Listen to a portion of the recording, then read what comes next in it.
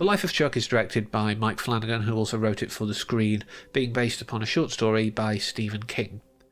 I was going to do a joke here saying, this stars Tom Hiddleston, Jacob Tremblay, Benjamin Pajak, and Cody Flanagan, because they're all playing Chuck at different stages in his life, and I thought that would be funny. But no, we need to hat tip to other actors, such as Chiwetel Ejiofor, Karen Gillan, Mia Sara, Carl Lumbly playing, again, a very, endearing old man, Mark Hamill, David Dastmalchian, Violet McGraw is in this because that's a Mike Flanagan standby. There's so many people here, again, who have worked with him in the past, and that says a lot. But if you go into this thinking, it's Stephen King and Mike Flanagan, it's going to be horror, you're going to be disappointed. If you approach this more like The Green Mile or The Shawshank Redemption, it's that side of King. These beings that exist in the world and do something to the people around them that affects them.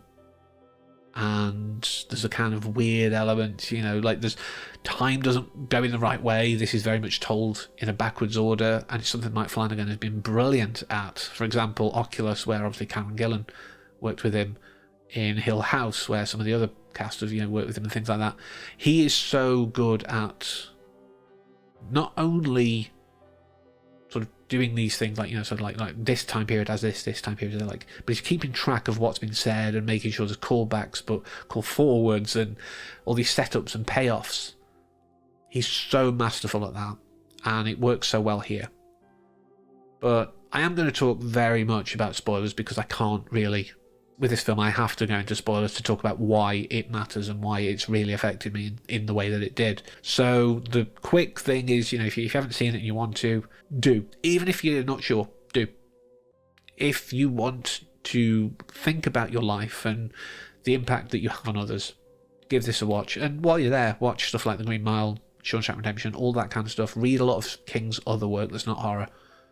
Absolutely, I cannot recommend that highly enough. So I think we've given enough time for the people who don't want the spoilers to disappear.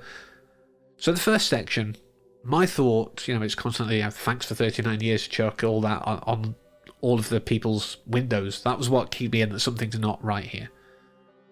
I was like, are these characters in his head or something like that? Is it a story he's writing? Is this, again, Stephen King has done this so often, where a lot of his work has been somewhat autobiographical. It's not outside the realms of possibility, so that's where I was thinking. I was like, it's going to be something like that.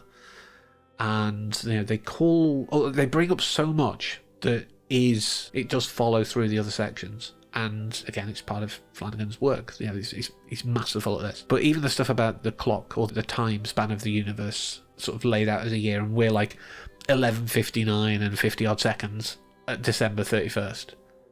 We are that close, to like the end of the universe's natural life, if you will.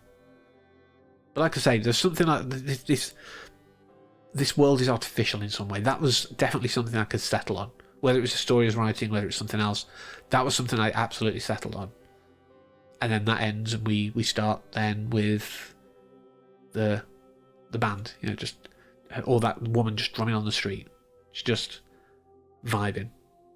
And then he comes along and dances and gets the girl from Oculus, I forgot to look her name up, but the younger Karen Gillan, if you will, from that film, now grown up quite a bit, and dances with her, and it's just beautiful, this moment of human connection. But there's elements in this that then we saw in that first section. Start to, unpack what's going on a little more, but not enough yet. But as we progress, we learn more and more, and we learn about the room upstairs. The room that is locked, the room that people can't go in. And interestingly, this room, there's an angle later in the film that reflects an angle much earlier on when Chiwetel, like Marty, is at home and he looks up and there's this locked door. It's exactly the same. Because really, what was going on in that first section were the last moments of Chuck's mind. Which is why it's everything that you see in the other two sections kind of mushed into one. You see when he's a kid. You see Karen Gillan. You see Chiwetel Ejiofor, and there's no difference in age between how we see them at the end of the film.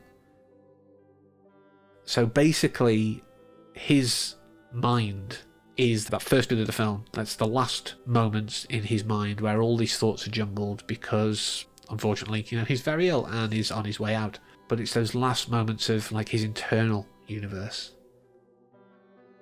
And I think that's very beautiful. It sounds kind of bleak if you think about it. Like, we start the film in a man's dying moments. But to me, it teaches us to live, because that's going to happen to us all at some point. We're all going to have that last moment, that last conversation, that last look, that last whatever. The fact that he walks in the room, sees himself in his last moments, and then lives the best life he can. Because I think for some of us, like, if you look at this very philosophically, which this film absolutely invites, we all know in some form, at a certain age, kids don't really get it, but there's a certain age. People say that's when you turn into an adult, but I don't think it's quite right.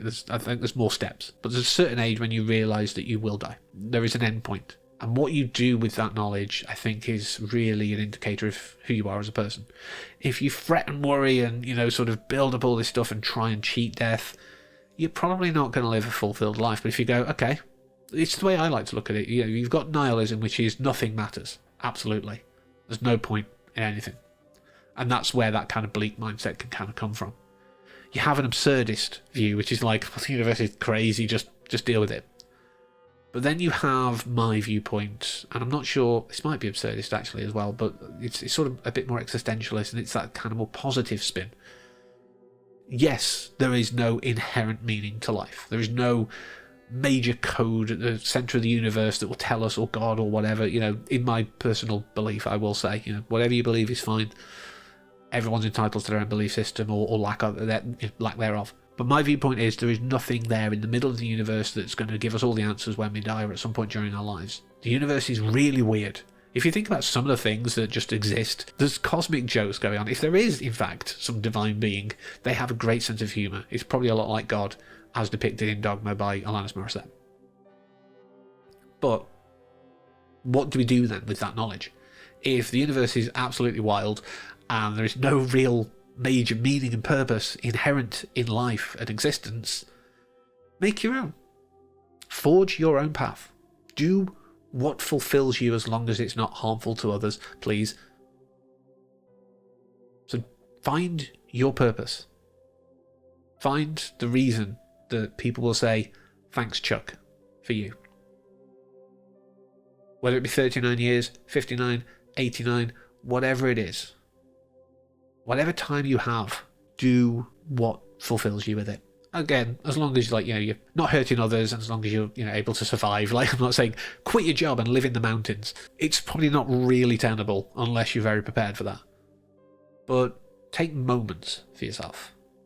Go and do your boring 9 to 5, but you know what? At the weekend, jam out with a band. Whatever.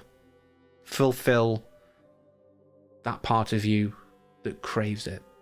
And that's the meaning of life to me.